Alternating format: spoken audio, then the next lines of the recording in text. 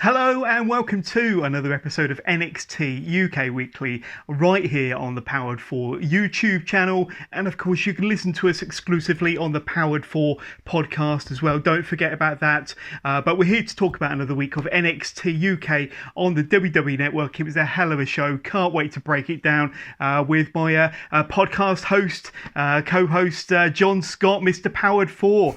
Great to be talking to you again, John. How you doing, buddy? I'm doing well, mate. I'm doing very well. Obviously, in the time of the Survivor Series is fast approaching us, so it's yes, it's got that time of the year again that's telling me yes, it's almost Christmas as well. And on a year like this, what more could you want? fast approaching. We're getting our tree up this weekend just to get ourselves in a festive mood, and to put two fingers up at 2020. But John, you mentioned the Survivor Series. I know that we're in the process of recording a bit of a look back. A lot of people's favourite, the 1996 Survivor Series. You got all them fantastic matches. A breakout moment for Steve Austin in his match against Bret Hart. You got that epic main event match between Sid and Shawn Michaels, and all them fantastic and really, really fun 5-on-5 matches. Tell us when that's going to be dropping, buddy. That is going to be coming out literally next Monday. You're going to be able to get that, and that's going to be on the Powered 4 podcast. So if you're listening to this, you can just literally leave it on that feed and it will automatically pop up, so you don't need to go and search it out or anything. But yeah, it's a watch along 1996. It's something that a lot of my older fans had requested, and I thought, you know what, why not? Let's invite Johners, let's do a watch along, and yeah, it's going to be pretty fun, I think, and quite an education if you're not familiar with it. Yeah, we've done watch-alongs before, John. They've always been great fun. So catch that one on Monday when that drops. It's going to be an epic episode on the Powered 4 podcast channel. But John, talking of epic, this week's NXT UK I thought was pretty damn epic itself. Before we kind of break down the whole episode, what were your overall thoughts? Did you enjoy it? I think I did enjoy it, yes. I mean, I kind of probably come across there like I was sort of debating in my head. Hesitant. Yeah, a little bit hesitant. But I think overall, this has been a bit of an uplift compared to the last couple of weeks, I feel, for me, just as a fan. But I'll give you my end assessment with the thumbs up or thumbs down and whatnot at the end.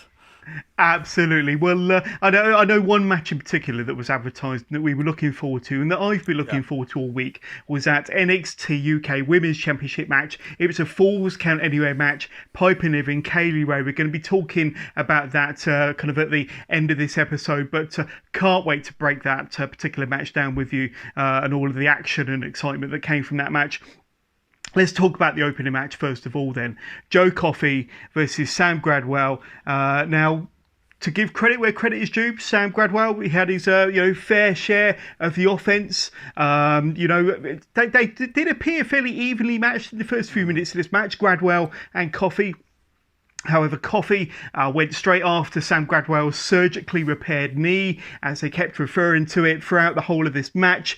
That was pretty much the story of the match, to be honest with you. There was plenty of physicality from both guys in this match, John. But after a Glasgow send-off and a best for the bells, Joe Coffey hooked the leg, got the win, and another great match, a stiff and solid match to kick off this week's NXT UK. The match was physical. There was a bit of blood as well. Joe Coffey bleeding just to the side of his left eye. Lots of physicality. Very strong showing from Sam Gradwell. He did have a fair bit of offense, but when you get into a fight with Joe Coffey, John, there's only going to be one winner, and that winner was the Iron King. So give us your thoughts on this opener, buddy.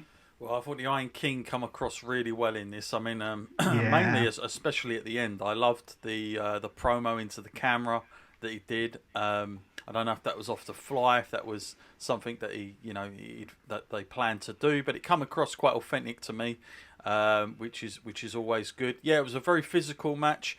Again, Gradwell just looks in incredible shape. But part of me is thinking, is he just there pretty much to facilitate the up and coming guys as opposed to being a real threat? And I kind of got that feeling from this a little bit, because I think if you come into this and you didn't know either guy, you'd have thought Gradwell had a very decent chance. And but the way the announce team was basically portraying it, it was very much, the Iron King is the be-all, end-all here, and I felt like that came across. But, I enjoyed this. Great way to kick off the night. Not a long match at all, but everything that you needed in it to tell this story. Yeah, you make a good point regarding Sam Gradwell. Like I say, he looks great, got a good presence, but I can't help but think he's just going to be kind of like that kind of lower to mid card talent that's going to put in the odd good match and maybe win the odd match, but mostly to put over the upper echelon talent like he did here with Joe Coffey. But nonetheless, he did have a bit of offense and put in a good showing, and this was a solid match to kick things off. Then something very, very interesting that I want your thoughts on. We get a backstage segment with Jordan Devlin.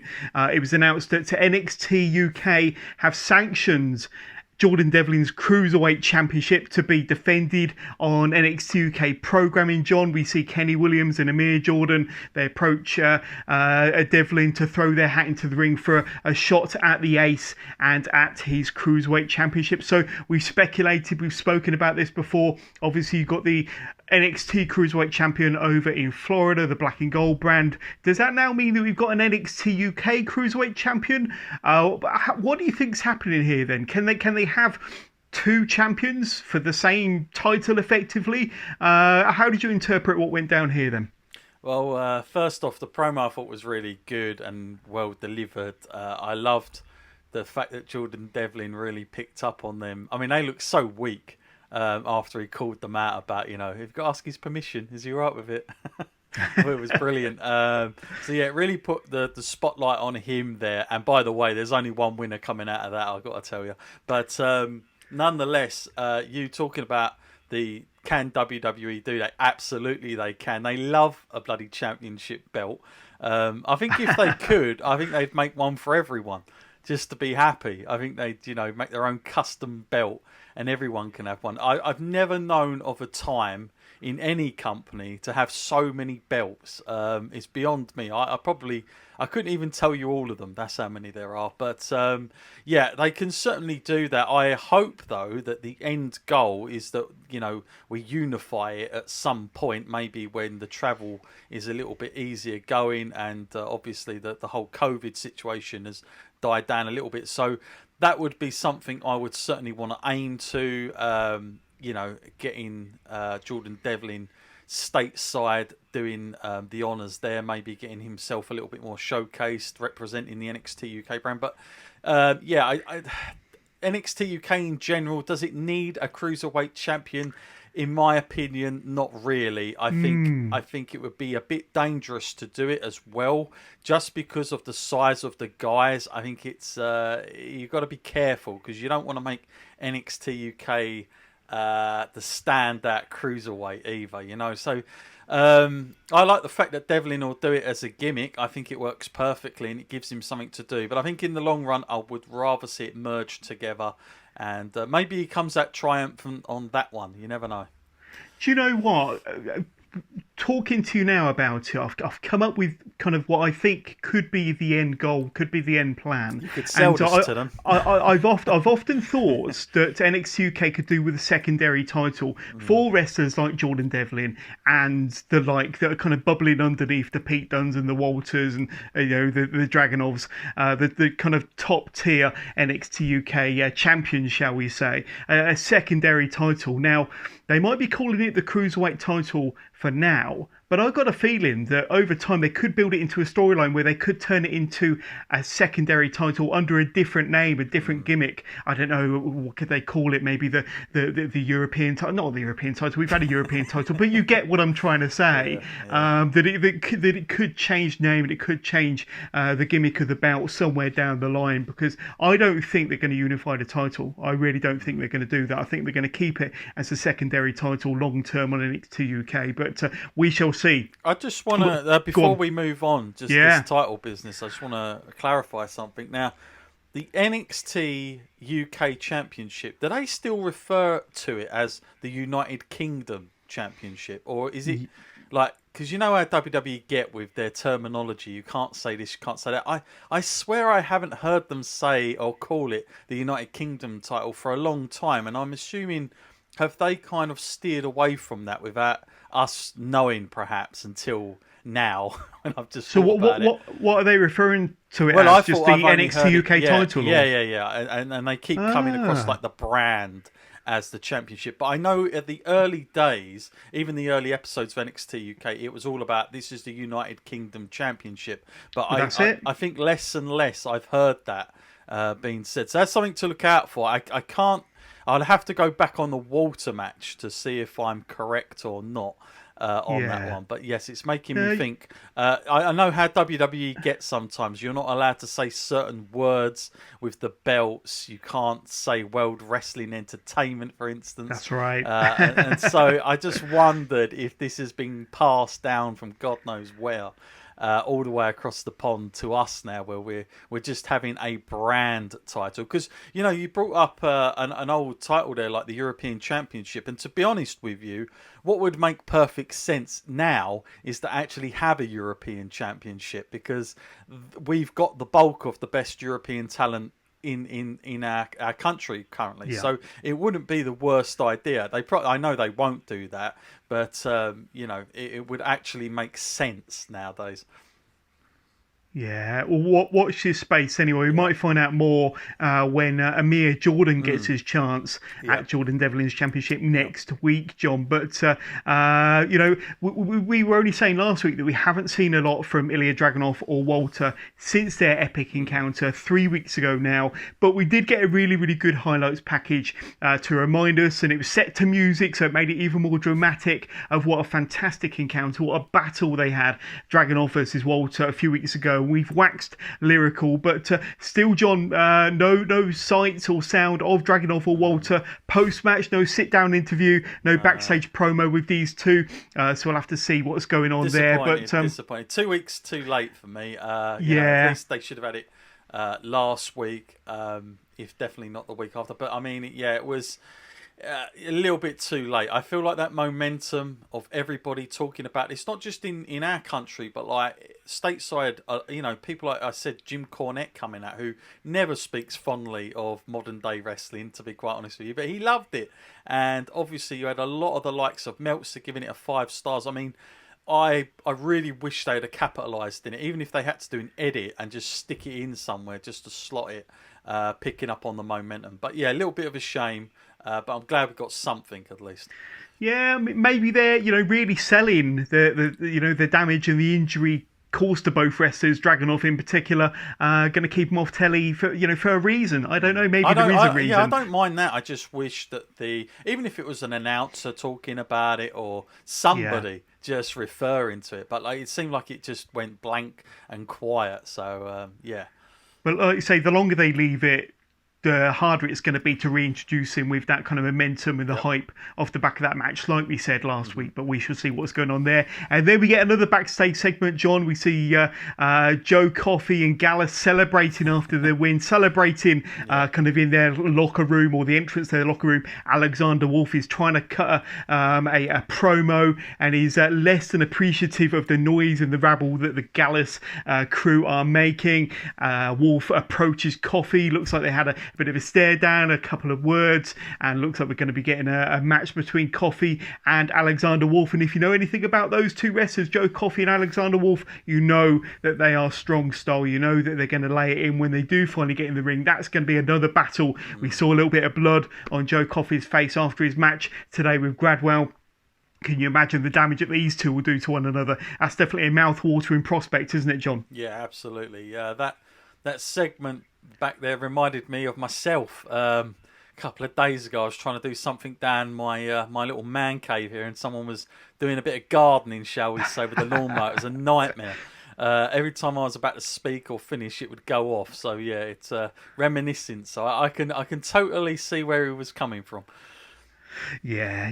At least it wasn't fireworks this week, John. At least it wasn't fireworks this week. True. Let's have a little look at our next match then. It was Pretty Deadly. Two of our favourites, of course, Lewis Howelly and Sam Stoker versus Ashton Smith and Oliver Carter. Mm-hmm. They've been building this kind of on-screen rivalry for the last few weeks now. Smith and Carter with new music, new ring gear, looking more the full package. The only thing they're missing now is a tag team name, to be honest with you. That's the only thing they're lacking. John, whenever I see Lewis Howelly, I always get flashbacks to Hunter Hearst Helmsley circa 1995 with the tights, with the blonde hair, or maybe going back even further, maybe Terror Rising from the WCW days, but definitely throwbacks. I know that Nigel McGuinness was getting throwbacks of Orlando Bloom characters from Pirates of the Caribbean and Lord of the Rings. Hang up on that film, isn't it? I think Orlando Bloom is one of his favourites. One thing's for sure, though, and we've said this before, NXT UK, they always deliver really, really good tag team matches, and we had another really good match here between Smith and Carter versus Pretty Deadly. And in fact, I enjoyed the hell out of this one, John. It was obviously the fast-paced aggression from Carter and Smith against the tag team cunning of Pretty Deadly, and after an uppercut from Stoker on the outside and a roll-up from Howelly with a little pull of the tights as well, it was all done and dusted and a win for Pretty Deadly. So give us your thoughts on this one. I thought this was a pretty solid tag team match. Like I say, they always tend to do well on their tag team matches. Yeah, I enjoyed this as I always do. Pretty Deadly, made no secret, one of my favourites, and you've really put it in my head now about Lewis Howelly. The look of him, you're right, definitely does have that about him. But yeah, another good outing. Again, they seem like they're pushing them, but like slowly but surely, which is the right way. I do really believe they're going to end up with the belts. Make no mistake about it.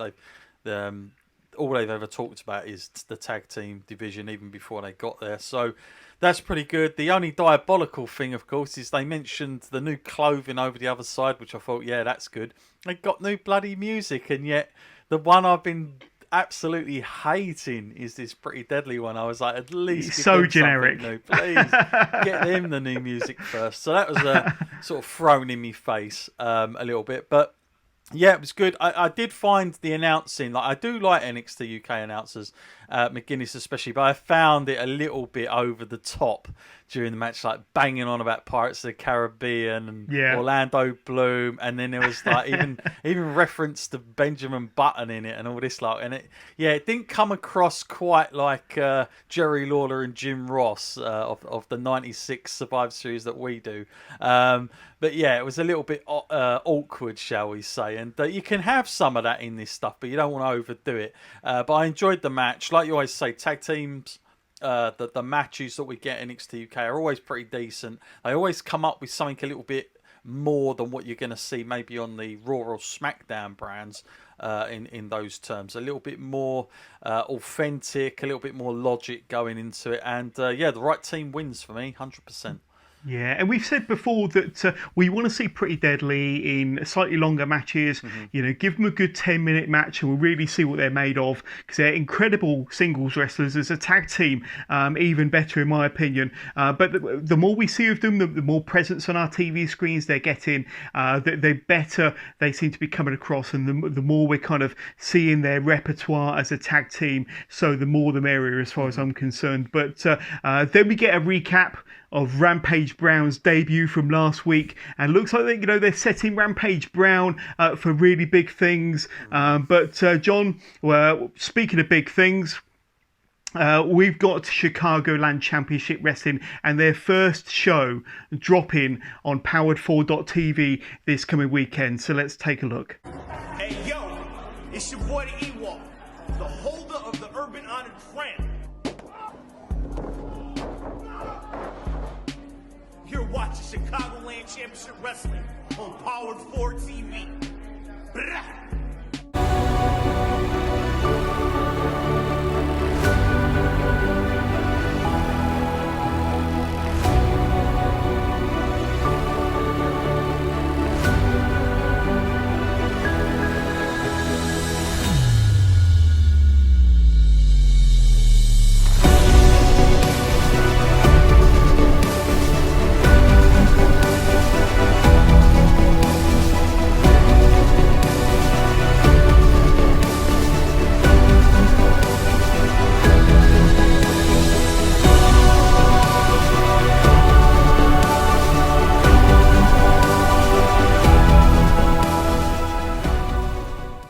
John, Chicagoland Championship Wrestling. I interviewed the owner, the promoter, John Bullard, a few weeks ago, which is also available right here on the Powered 4 podcast and YouTube channel. So check that out. You get a really good insight into John Bullard and Chicagoland Championship Wrestling, how it was all created, and about that wonderful promotion that's just dropped on powered4.tv. But looks like it's going to be a fantastic debut show that drops this weekend, buddy. Absolutely. I can't say enough good things about this. I know I harp on about a lot of promotions on Powered 4 TV, but make no mistake about it, this is something truly special. And I'm not just throwing those words out as promotional words, doing my advertising stick and spiel. This is legit. I, as a fan, have really, really enjoyed this. Think studio wrestling with a modern day production. That's what you've got here. And the production is out of this world, 100%. But not just that, if you're an old school fan like me, or you want to see something a little bit different, or even if you enjoyed NWA that came out earlier this, in the last couple of years or whatever, on YouTube, it's not quite as gimmicky as that. They're not trying to say we're back in the days of the 80s or the 70s. No, we're here now, but they are bringing back studio wrestling in Chicago, and it is really, really good. Well worth checking out. It's going to be available on Saturday, and I want to encourage everybody to go over there. Use our promo code, which is literally Powered, all capitals. Chuck that in, 50% off. You'll get that plus everything else available on Powered 4 TV, including the likes of TNT, 1PW, which again has been dropping every Wednesday with new shows. And again, you've got another 20 promotions to look through, all with their own archives. The likes of Full Force Wrestling, DNA, Pro Wrestling Now, and so many others. So honestly, can't say enough good things about it. Jonas, I'm interested to see what you're going to make of it as well. I know you've had the honour of having that interview, which was a good interview as well. Great insight. So for anybody that wants to find out a little bit more, please do check out that interview that John has done with him, with the Chicagoland Championship Wrestling promoter. It's going to be can't wait to see it. I can't say enough good things about it. I've probably oversold it now that nobody's I can't wait to see it myself as well. With everything I've heard, speaking to John Bullard as well about Chicagoland Championship Wrestling, I'll definitely be tuning into that. But like John said, go to powered4.tv, use the promo code POWERED, get 50% off your first month. Enjoy Chicagoland Championship Wrestling and over 20 promotions, documentaries, podcasts, interviews, everything there, all under one banner, powered4.tv.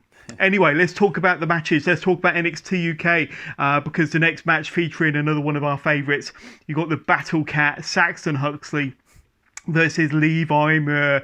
Now, with Saxton Huxley channeling his inner berserker and his inner Bruiser Brody. He was even doing the huss, I noticed. And that's what the berserker used to do. And a lot of our kind of younger fans probably won't know what the hell I'm on about. Berserker, huss, Bruiser Brody. Go back and check it out on the WWE Network. The berserker was amazing. Absolutely loved him. But Jack Stars even came down to give his moral support to Levi Moore, but no amount of moral support could stop Saxton Huxley demolishing poor old Levi Moore with a huge boot in the corner and a massive running lariat for the win. Now, John, I've said it before, I love watching Saxton Huxley, especially on NXT UK, and I could watch this guy wrestle every single week. But this was another kind of match to put Saxton Huxley over. I don't know what they've got in store for him, but they keep giving him these wins and these big matches and these impressive outings. Looks like they got something in store for the Battle Cat. But what was your thoughts on this match? Yeah, I quite enjoyed it. I think there was only one winner, if I'm completely honest. But the thing I found interesting, Jonas, was the fact that, when he come out again, Nigel McGuinness, it looked like he was being like, tonight, this is the first time I felt like he's been fed lines. He come out with this tremendously long segment that, he just didn't seem like he was into explaining about Saxton and not to go near him. And it was just like going on and on and on. And I was like, oh, God, this is terrible now. But bar that, yeah, he's very erratic in the ring as well. Bruiser Brody, I'm a massive fan of Bruiser Brody. Loved his stuff, very legit.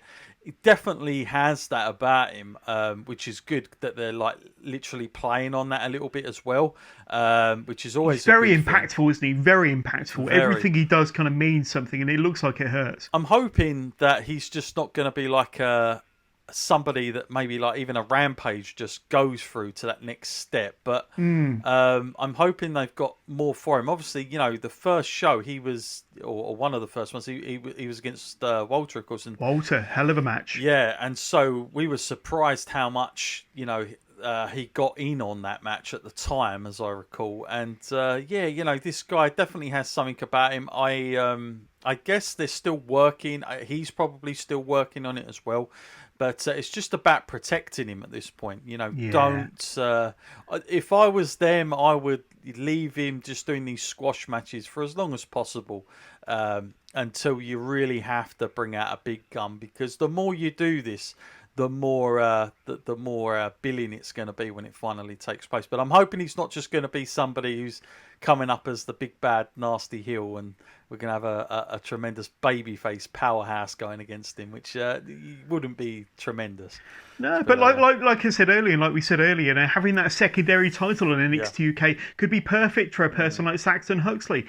So we shall see. But like I say, keep giving him these quick, powerful, dominant matches just to really get him over. But he's got a really good presence in the ring as well. He's not just a big, powerful bruiser. He is a good character, good presence in the ring as well. So we'll see. He's very, very unhinged, isn't he? And I like these unhinged characters. So we'll see where that takes us. And then, John, we get a little bit of a hype video for the final of the Heritage Cup, this tournament that's been playing out over the last couple of months. It's been quite a good tournament, to be honest with you.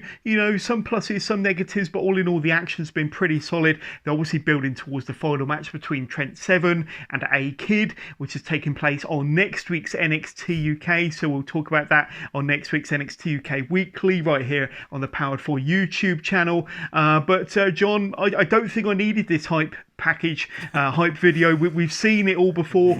I'm well up for it. I'm looking forward to next week. I think we're both rooting for A-Kid. But this video package was probably the cherry on the cake, to be honest with you. But I'm really looking forward to that final. And it's a part of me that wishes it was just a straight match. But we've got these Heritage Cup rules, of course, so we know it's going to go 5 or 6 rounds. But I think we're both pretty much there for next week's match, aren't we, John?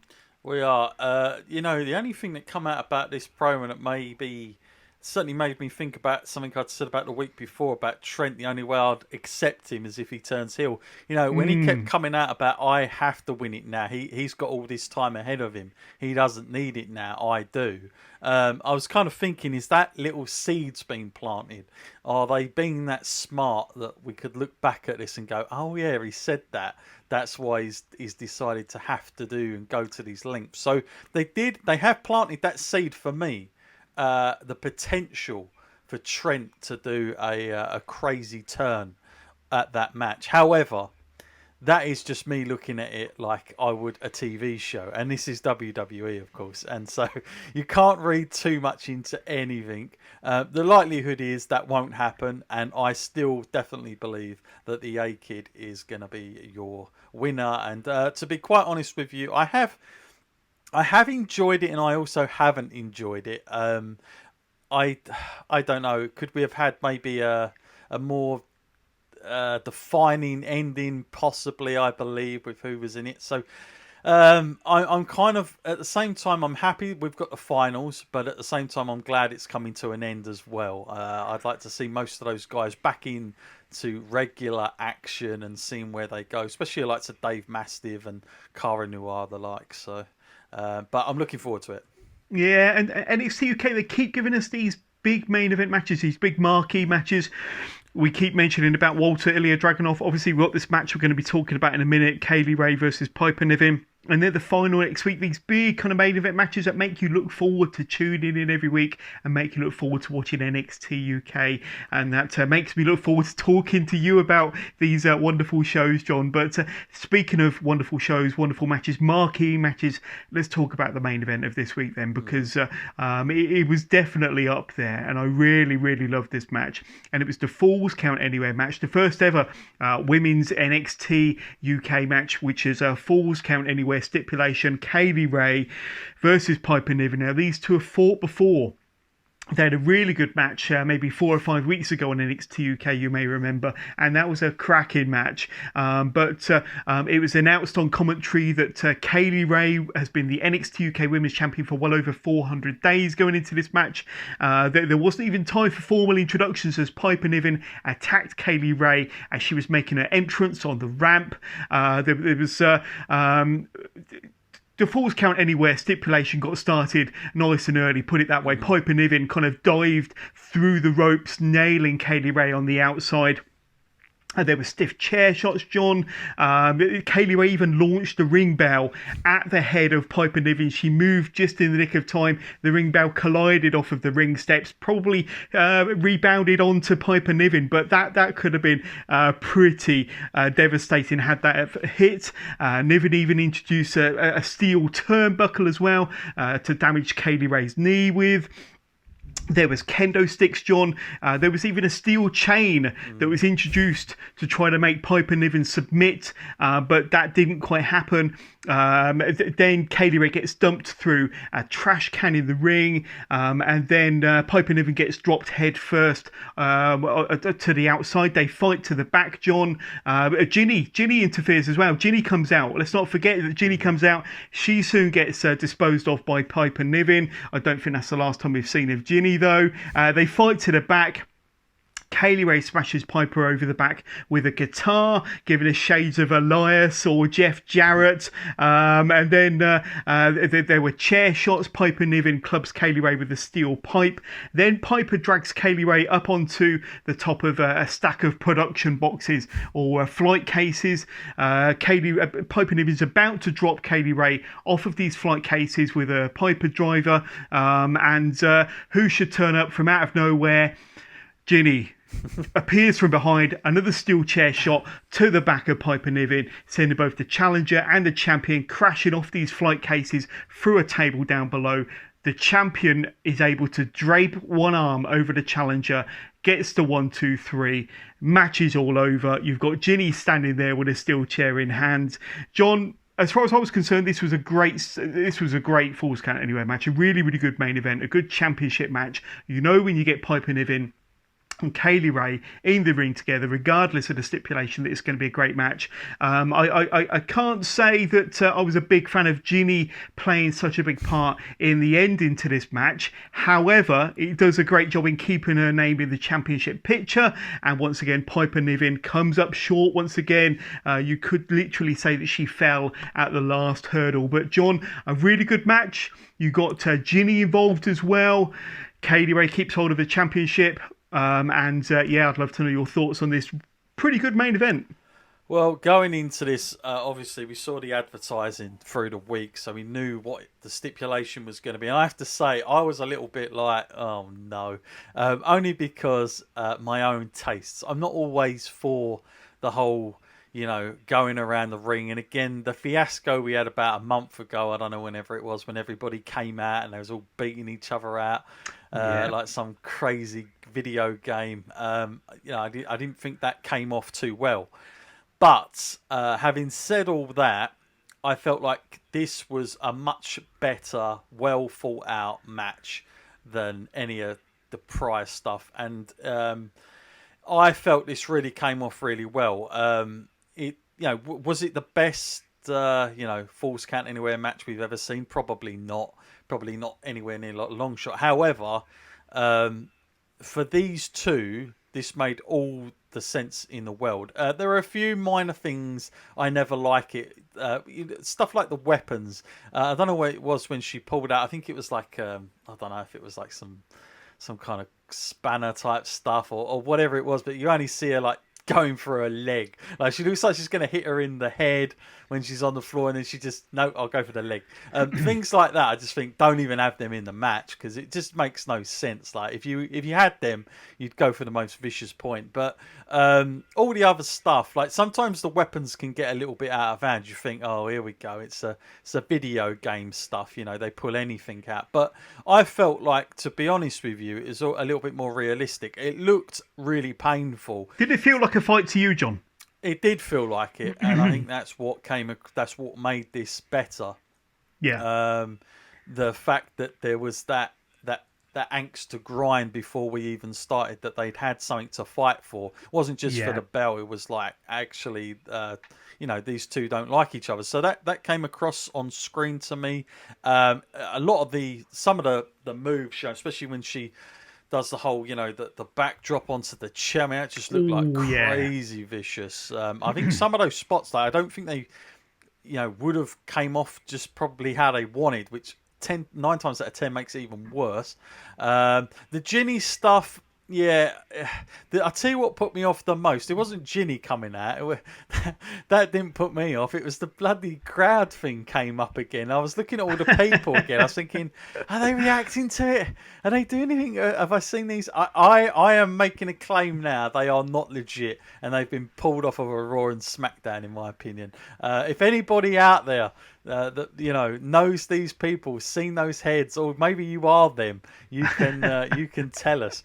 But they probably don't even know they're being used, to be quite honest. But that put me more out of it than Ginny. If I was one of the competitors, I'd be looking at that screen thinking, who's that? But anyway, we get the further backstage it goes. I did think that was the end of Ginny. I didn't think we were going to see a pop up at the end. Same. Yeah, I was surprised. But what I've got a feeling, Piper Niven, because of the way they keep doing it, they don't have her lose clean.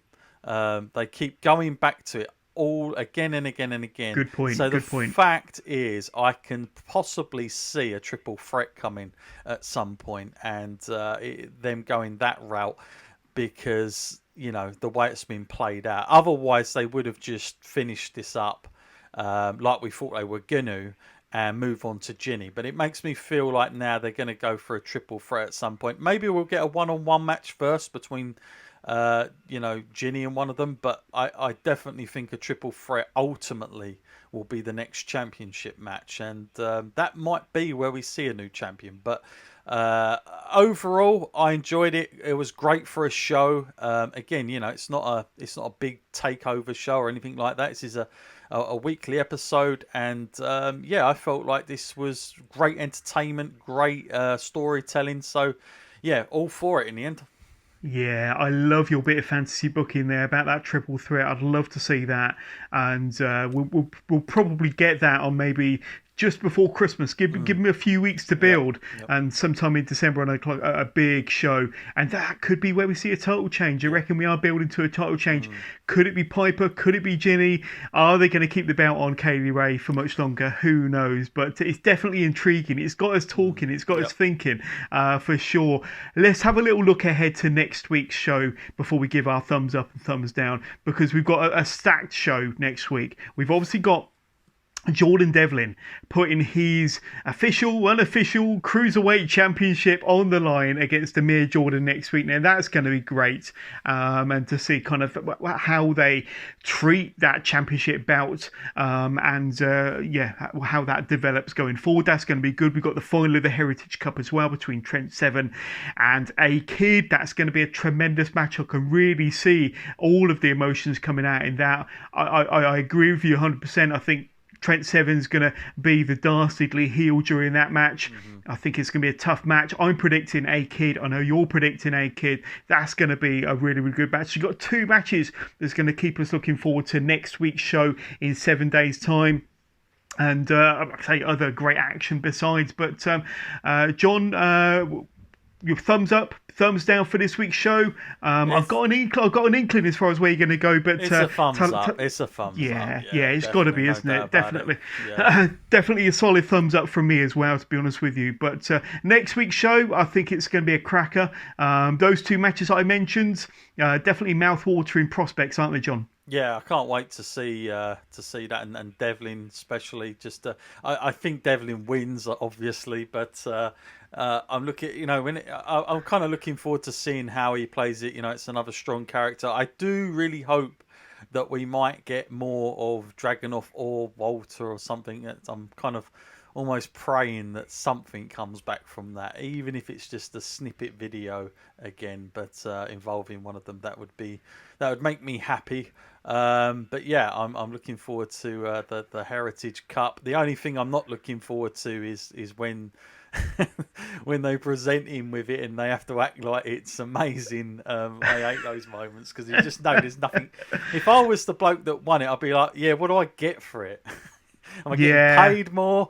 I mean, am I getting a title shot? I mean, what am I going to do with this? It's just gonna stay at home collecting dust, isn't it? So I'm sure that'll get broken as well. Like, I mean, how many times do we see in WWE those trophies, those Andre the Giant ones especially, they always get broken. So expect that as well. That's in my list to come.